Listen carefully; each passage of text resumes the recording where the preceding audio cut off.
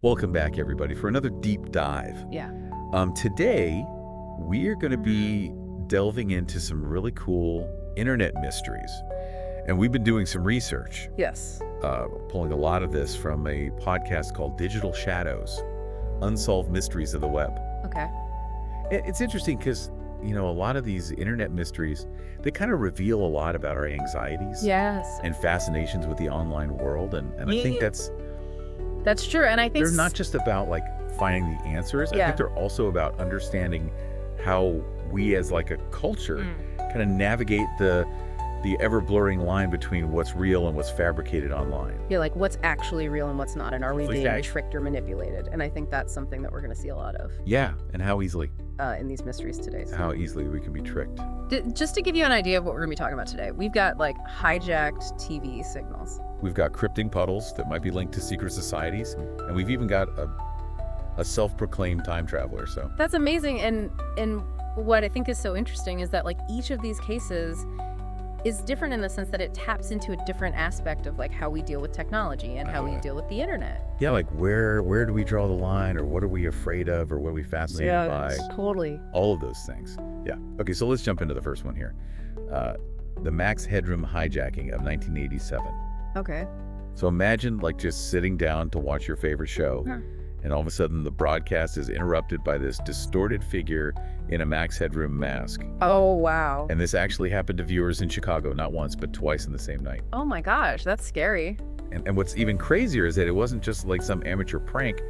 They actually managed to override the signals of two major television stations, which required a deep understanding of broadcast technology and also probably access to some pretty expensive equipment. Yeah, so somebody really knew what they were doing. Yeah. And to this day, nobody knows who did it or why they did it. Wow. It's just this open question. Wild. And this is where it gets really interesting, is that the masked figure was actually ranting, and it wasn't just gibberish. Right.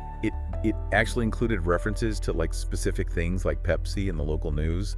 So some people think that it was a coded message, Oh, wow. while others think it was just this deliberate attempt to sow chaos and confusion. Right. It's almost like a precursor to the security breaches that we worry about today in a way. Right. Yeah, because it's they exposed this vulnerability in the broadcast system that no one really knew about, and it kind of foreshadows how the internet itself could be, manipulated and used for these purposes. Yeah, it's a really good point.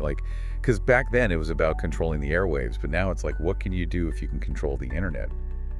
Think about all of the things that Kind of scary to think go about. through the internet now. It's pretty crazy. So we've got this incident that raises questions about who had the motive and the means to actually pull this off. Right. What are some of the prevailing theories about who might be behind the Max Headroom hijacking? Well, one theory is that it was disgruntled engineers or technicians who had this inside knowledge and had a score to settle. Right, they So want they to were I'm going to get back at them. get back at their bosses Yes. or at the company. Yeah. And another theory is that it could have been an underground art collective, pushing the boundaries of media. Or they were making some sort of statement. Yeah, and just kind of messing with us and challenging our perceptions of what's real and not. Yeah, we thought that TV was this a source of truth. Yeah. But really, somebody could just come in and hijack the whole signal. That's true. And then there's the whole conspiracy angle too, right? Right. I mean, some folks believe that it was a government psyop, or maybe even the work of hackers Wow. who are trying to make a statement about media control. Wow. Yeah, it's really fascinating, and it does kind of tap into this collective anxieties we have about technology and power and the potential for manipulation. Yeah. In a world where it's really hard to verify information. Right. What's true, what's not, what's real, what's not. Right. And we see that today too on the internet. It's Totally. what's true, what's fake news, all that kind of stuff. Absolutely. So let's shift gears here and go to the world of cryptic puzzles. And this is Cicada 3301. Oh yeah, I've heard about this. Yeah, this one started in 2012. And it's essentially a series of complex online challenges that have really captivated internet sleuths ever since. So it's a real life mystery almost. Yeah, and what sets Cicada 3301 apart is the sheer scale and sophistication of the puzzles. Right. We're talking ciphers codes, Yeah. hidden messages in images, and even like real-world clues scattered across the globe. Oh, wow. It's a global puzzle, Wow. which is really cool, and it's really about our innate curiosity, like our desire to solve mysteries and uncover this hidden knowledge. I can see how people would get really sucked into this. Yeah, absolutely. And there's this promise of enlightenment for those who can crack the code. Wow. It's like a modern-day treasure hunt, but instead of gold, Right. the prize is some sort of esoteric knowledge or entry into a secret society or something like that. That's like so interesting, and I feel like that is such a big part of why people like it. Yeah, like this yearning for something deeper, something beyond just... Totally. In a world that's like so overloaded with information and everything's right there in your face. Yeah. This is something that takes like intellect and persistence and a willingness to go into the unknown. Yeah, like you have to actually go out and do some research and find these clues and figure out what it all means. Totally. And the theories about who's behind it are just as fascinating as the puzzles themselves. I bet. So, some people say it's a recruitment tool for intelligence agencies, Okay. while others believe that it's a test by a secret society like the Freemasons. Oh, wow. And then there's the whole mystery surrounding the winners. Right. They often vanish from the internet completely. What? It's like they've been initiated into some secret order. Oh my God. Like the internet itself has become a gateway to a hidden world, and those who solve the puzzles just disappear through that gateway. That's crazy. And it's like, what's beyond that gateway? Right. What happens to them? What do they actually win? What secrets do they become privy to? Yeah. And why the need for such elaborate secrecy? I know, it's like a modern myth in the making. Yeah, it really is. And it's like it speaks to our desires for, secret societies, hidden knowledge, and the idea that there's a deeper reality that's just beyond our grasp. Right. It's like it's almost like a digital secret handshake. Yeah. Something to show that you're in the know. Yeah, like you're part of this Yeah, exactly. elite group. So it's really fascinating because while like the Max Headroom incident was all about disrupting the established order, Right. Cicada 3301 seems to be about creating a new order. Yeah. One based on intellect and this willingness to embrace the unknown. Totally. And they're both kind of like they're two different sides of the same coin. Yeah. They both highlight the power of technology, but in very different ways. Right. One is disruption, the other one is creation. Exactly. And they're both really scary and really fascinating at the same time. Absolutely. And I think that's something that we're going to continue to see as we go through some of these other mysteries today. Can't wait. All right. So if those first two mysteries weren't enough to kind of creep you out, this next one might just do the trick. We're going into the world of the Lake City Quiet Pills conspiracy, which emerged from the depths of Reddit. Ooh, Reddit. Back in 2010. Okay. And what makes this case so unsettling is that it really blurs the line between online fantasy and real-world danger. Right. And it all started with this Reddit user called Lake City Quiet Pills, Okay. who began posting these messages that seemed to be coordinating assassinations. Oh, wow. Like a hitman. Yeah, like a hitman for hire kind of thing. That's crazy. And I remember hearing about this. I think there was something about military jargon being used and very specific locations. Yeah, and that's what made it so unnerving for a lot of users because the language was very specific. They That's were right. referencing things like weapons and tactics, and they were even talking about payment methods using cryptocurrency, which, at the time was still pretty new. Right, and it's like they were really leaning into that anonymity and the technical complexity Right. to operate in the shadows. Exactly. And it makes you think about like how the internet can be used for criminal activity. Right, could this actually be real? Exactly. Especially, as cryptocurrency and the dark web become more common. It's Yeah. like, did we stumble upon a real hitman network? Yeah, and what's even crazier is that some Reddit users, they were like digging deep, and they claim to have traced this account's IP address No way. to conflict zones around the world. What? So it's like, was this person actually in a war zone That's so creepy. coordinating these hits? It's really, I have chill. it is. It's super creepy. Wow. And, so that was the big question that everyone was trying to figure out. Right. Was Lake City Quiet Pills a genuine threat? Right. Or just some morbidly creative troll? Or was it somewhere in between? Yeah, like what was their deal? And the account eventually vanished, Of course. leaving behind all these unanswered questions and just a general sense of unease. Wow. It's like, it just adds to the mystery. Yeah, and it's interesting how We were talking about like anxieties with the internet before, and I think this one really plays into that fear Right. that someone is using the internet to actually do harm in the real world. Exactly. It's scary because it's like you don't know who's behind the screen. Right. And they could be anywhere and doing anything. Yeah, and that kind of leads us into our next mystery, which, while it was ultimately debunked as a hoax, it still played on a lot of those fears, Okay. especially for parents. Yeah. And that is the Momo challenge, Oh, yeah, I remember that. which spread like wildfire across the internet in 2018. Oh, yeah, it was huge. It was huge. Yeah. Yeah, so you've got this creepy bug-eyed sculpture named Momo that was supposedly popping up in YouTube Kids videos Oh my gosh, and YouTube Kids. and like urging children to do dangerous things.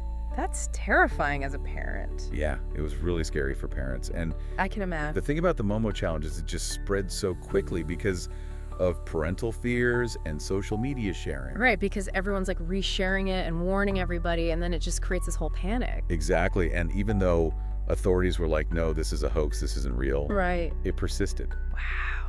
And a lot of parents were like, no, but my kid actually saw these videos and they're acting differently. And so it's like this myth took on a life of its own. Right, like it became real even though it wasn't. Yeah, it became this symbol of like the dangers that are lurking Right, what's out there? on the internet, especially for kids. Right, And what's kind of crazy is the artist who made that Momo sculpture, right. he had absolutely nothing to do with this challenge. What? And he was like actually pretty upset that his art was being used Of course. to spread all this fear. It's like they took his art and twisted it. Exactly. And I think it just highlights how easy it is for misinformation to spread online, Right. especially when it taps into these deep-seated fears. Oh, yeah. Especially like as a parent. I mean, there's nothing scarier than thinking that your kids are being targeted or manipulated online. Absolutely. And, with the Momo challenge, it's like it really used imagery and symbols to evoke that fear.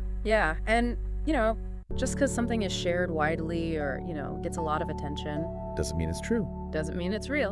And I think that's something that's really important for all of us to remember in the age of the internet. Absolutely. Like, we need to be a little bit skeptical of everything we see and read online. Be critical thinkers, for sure. Yeah, absolutely. All right, are you ready for our final mystery? I am. Bring it on.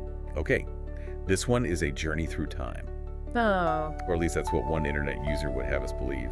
We're talking about John Titor, okay. the self-proclaimed time traveler who appeared on online forums Oh, wow. back in the year 2000. The year 2000. And what's interesting about John Titor is that he didn't just make these vague predictions about the future. Right. He actually offered some really specific details about events, technology, and even personal anecdotes that to some people were very compelling.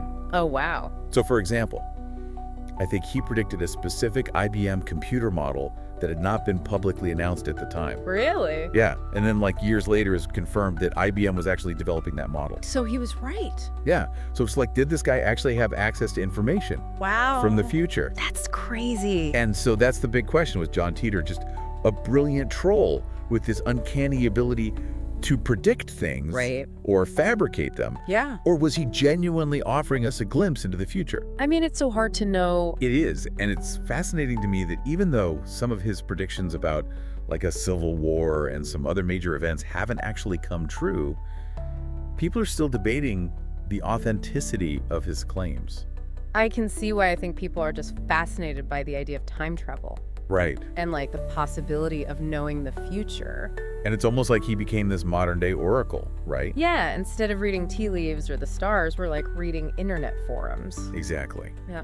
And I think it's also interesting to think about how his story played out in the early days of the internet, Right. when online communities were still pretty new and there was this sort of like Wild West feel to it. Yeah, people were more willing to believe things back then, I think. Yeah, it was a time when people were more willing to believe in the extraordinary. Totally. And the internet was this breeding ground for all sorts of strange and wonderful claims. Absolutely. And like you were saying earlier, it's almost like the internet itself was a time machine Right. back then, taking us to this world where anything felt possible. Totally. All right, so we've gone through 4 very different internet mysteries today. Yeah, those are good ones. Yeah, they were pretty good ones. And it's crazy to think that, these mysteries have persisted for so long, some of them for decades, without any answers. I know, and I think it just shows how powerful the internet is in terms of creating and sustaining these mysteries. Absolutely. Like, Yeah. it's the perfect breeding ground for these kinds of things. Yeah, and I think what's so interesting to me is how each of these cases that we talked about kind of taps into a different part of our anxieties and desires in the digital age. Like, the Max Headroom hijacking showed us how vulnerable we are to technological disruption. Right. And then Cicada 3301 played on our desire for hidden knowledge and belonging. And then the Lake City Quiet Pills mystery really made us think about the dark side of the internet and how that could spill over into the real world. And then the Momo challenge was all about how misinformation can spread so quickly, especially when it comes to our kids. And then John Teeter gave us this glimpse into the future and blurred the lines between science fiction and reality. Yeah, it's amazing how these stories still fascinate us. I know, even when we know that some of them are probably hoaxes or pranks. Right. And why do you think that is? I think it's because they bring a sense of mystery and intrigue into a world that can feel very predictable and mundane.